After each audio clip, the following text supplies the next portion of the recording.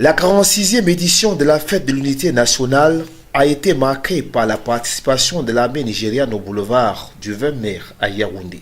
Après le passage de la garde présidentielle camerounaise, le détachement de l'armée nigériane qui a suivi a suscité l'admiration de toutes les personnalités présentes. Le président camerounais Paul Biya en premier, lui qui a voulu convier le pays frère et ami du Cameroun, le Nigeria, à se joindre à cette fête. Une fête arrivée dans un contexte particulier entre les deux pays. Il y a eu un réchauffement de la coopération militaire entre l'armée nigériane notamment et l'armée camerounaise qui, sur le point de la lutte que nous menons contre Boko Haram, ont manifesté une collaboration qui se traduit effectivement sur le terrain par de grandes victoires. Pour les stratèges de la défense, ce type de collaboration entre le Cameroun et le Nigeria inaugure un autre type de sécurité collective qui paye sur le terrain, même si les défis restent très énormes. Le cas de la lutte contre Boko Haram et les résultats auxquels l'on n'est pas venu en disent long. Avant que la force multinationale mixte ne se mette en place, les deux armées étaient sur le terrain, mais je peux vous dire qu'il n'y avait que des contacts informels entre les officiers, dont les uns formés au Cameroun ou bien vice-versa, qui pouvaient, du fait de leurs relations personnelles acquises pendant la formation, collaborer sur le terrain. Ça, c'est tout ce qui se faisait sur le plan bilatéral. Maintenant, sur le plan multilatéral, la force multinationale comporte un secteur qui est géré par l'armée camerounaise et les échanges entre le secteur camerounais et les autres secteurs, et surtout le secteur nigérian, comme vous le précisez, se passe très bien. On se soutient sur tous les aspects. Le soutien est vraiment holistique. Échange de renseignements, soutien logistique, et ainsi de suite. Donc je pense qu'on n'est pas surpris de voir les résultats qu'on a aujourd'hui, qui sont nés de cette bonne coopération entre les deux armées sur le terrain.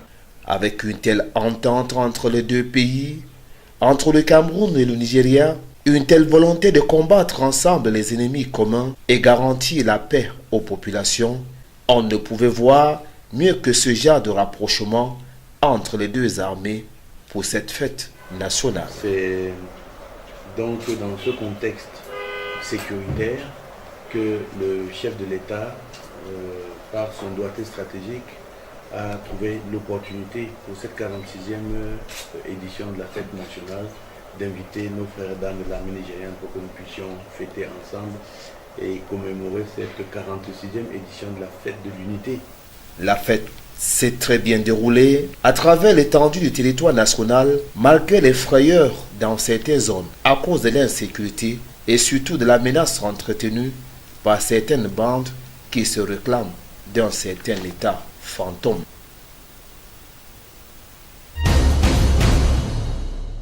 Comme de tradition, les populations de l'Alequier se sont donné rendez-vous dans la ville de Monatélé, chef-lieu de ce département, pour la célébration de la 46e édition de la fête nationale de l'unité. Autour du préfet Patrick Kamsou, les populations se sont donc retrouvées ici à la place des fêtes de la ville de Monatélé. D'abord pour les décorations, mais aussi et surtout pour le grand défilé qui a vu aussi bien les forces de l'ordre que les civils marquer le pas pour indiquer encore une fois de plus leur désir de vivre ensemble dans l'unité et la diversité de ces populations. Ainsi, de l'enseignement maternel, primaire jusqu'au secondaire, ces populations sont venues en masse pour dire une fois de plus leur attachement aux idéaux que partage le pays, à savoir l'unité nationale, l'intégration nationale et le vivre ensemble.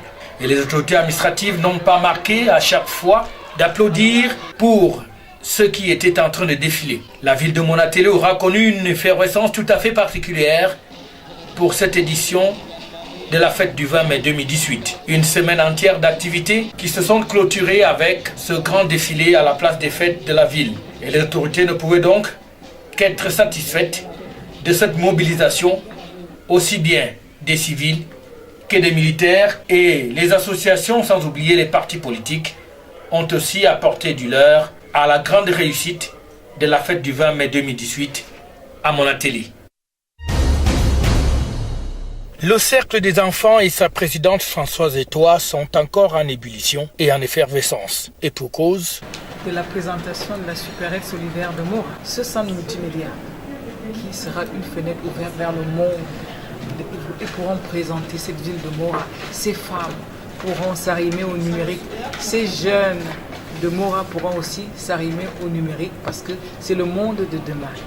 Cette fois-ci, un sourire pour les orphelins de guerre va se concrétiser avec la construction de ce qu'il est désormais communément appelé la supérette solidaire de Mora. Mais qu'est-ce que c'est en fait? C'est tout simplement une idée originale de Françoise Eto'o qui pense que quand il y a la guerre dans le pays où je suis né, je dois certainement faire quelque chose.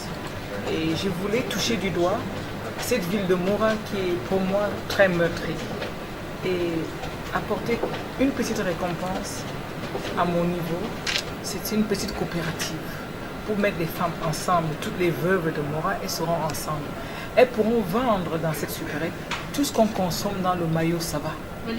Nous allons le leur offrir, mes sponsors et moi-même. On va faire construire la supérette et charger cette supérette pour leur permettre d'avoir déjà de quoi commencer le commerce. À côté de cette supérette, nous aurons un espace de vie parce que Mora a été meurtri. Il faut redonner la vie à cette ville dont les femmes pourront faire tous les jus qu'on sait faire dans le septentrion, dont il y aura une place où le soir les gens pourront venir prendre un verre, voilà, d'un jus de gingembre, de tout ce que vous voulez. Ça redonne la vie.